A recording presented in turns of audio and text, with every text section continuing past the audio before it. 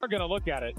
So foul there on Indiana, on Hull there. But then that is a technical. That is a technical. Dead ball, contact technical.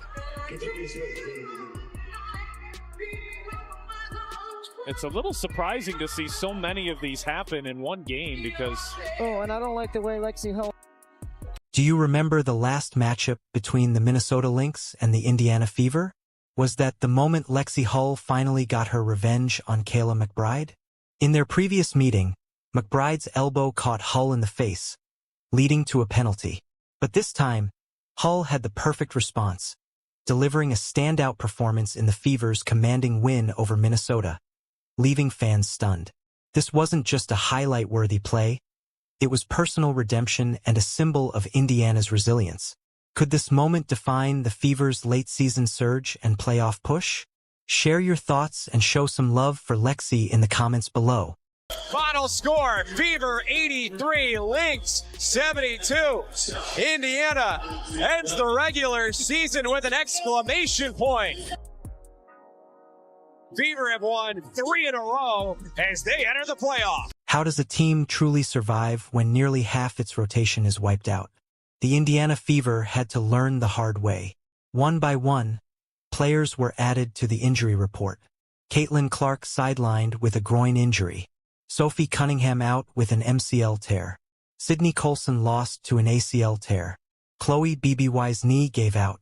Ari McDonald sidelined with a fractured foot. That list alone could form a strong starting lineup, but instead, they were all suddenly stuck in street clothes. Combined, their absence left Indiana with one of the league's thinnest rosters. And no amount of preseason preparation could have braced the Fever for a collapse of that magnitude. I know a lot of people will talk about Nafisa not playing, but I think they're really good without her. You know, they're just a really great basketball team. So I think it was a big win for us because they set the bar high standard-wise. We know what to expect when it comes to Minnesota Lynx, and so I think going into the playoffs, it was big for us because being able to know guarding Courtney Williams, knowing that her thing is a pull-up, knowing that now instead of not knowing that, it's big for us because we give ourselves a chance, and if they are the standard, we get to see where we are. Then came the breaking news. Caitlin Clark's season was officially over. What was once brushed off as a nagging groin issue was now permanently etched onto the injury report. Her rookie year was supposed to propel the Fever onto the national stage, but instead of a playoff debut, it ended with a press release. For a team that leans on her energy to push through adversity, the blow was devastating. And it wasn't just the roster that felt it. The fan base from Indiana to Iowa took the hit emotionally. Clark wasn't only selling tickets. She was the heartbeat of the season. Her absence became the clearest sign yet that the Fever's playoff dreams could vanish in an instant. Yeah, one of the things that I've been impressed with these guys since even the offseason, really, the ones that I was able to work out with in the offseason, is how hard they work. There's a work ethic and there's a work style. And to approach everything in the same way, to be so energetic, enthusiastic, and dedicated every day. And I felt that way in training camp too. There weren't any days where I had to bring that out of them. So I think it's the nature of the women that we brought into this organization to continue to just bust their butts and play hard. Then came the breaking news. Caitlin Clark's season was officially over. What was once brushed off as a nagging groin issue was now permanently etched onto the injury report.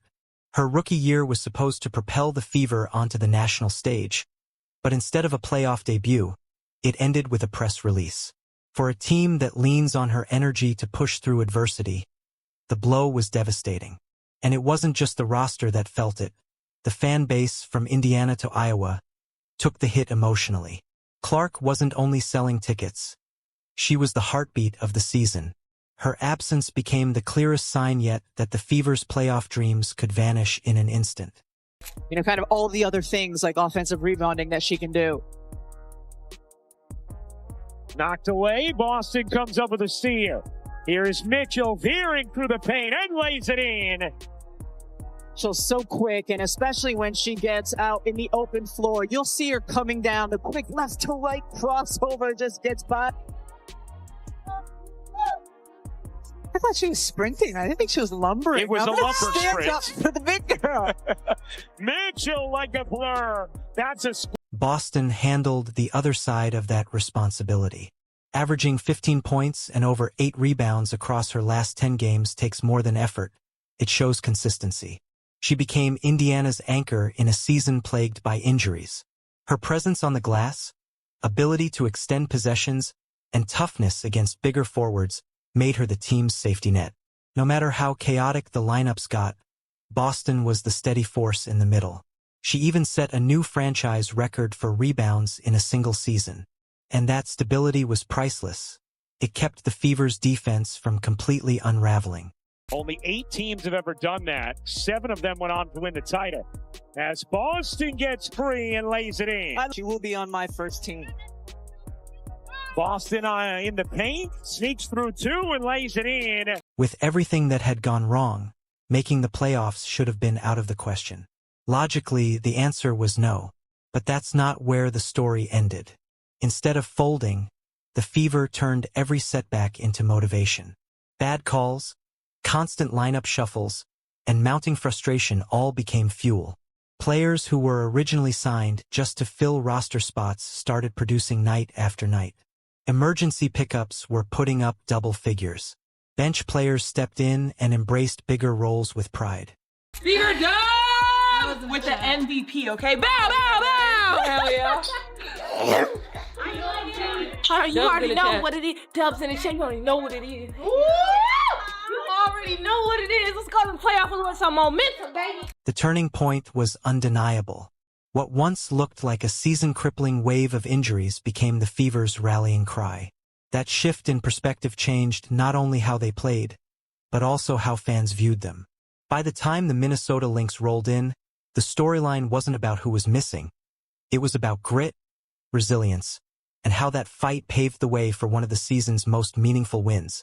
So why did this victory over Minnesota feel bigger than just another game? Because it was. Indiana wasn't just closing out the year. They were facing the team that had been considered the league's best all season, sitting at the top of the standings.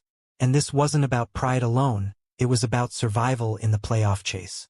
Even with a postseason spot technically secured, the Fever still had everything to play for. A higher seed meant better matchups, a real chance to make noise, and proof they belonged at the grown-up table of playoff basketball. And when the moment came, Indiana didn't blink.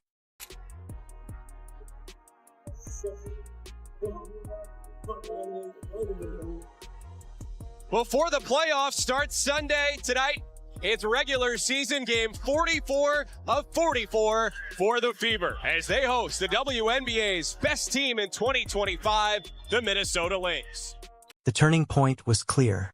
Instead of seeing their injuries as a death sentence, the Fever turned them into a rallying cry. That shift in mindset transformed both their style of play and the way fans saw them. By the time the Minnesota Lynx came around, the storyline was no longer about who was missing. It was about the grit and determination that set the stage for one of the season's most emotional wins. Why did that victory over Minnesota feel like more than just another game? Because it was. Indiana wasn't simply closing out a season, they were making a statement. It'll be Alana Smith jumping it up against Aaliyah Boston. The ball is tipped, and it's time to hoop at Indy. A 10-0 run to start this game for Indiana, and Minnesota wants a timeout. Powers up top, tees it up, 3. It's good! Energy! Kicks it out, Powers. You bet! Back-to-back threes from Aerial Powers. The Fever double up the Lynx in the first quarter. It's Indiana 28, Minnesota 14.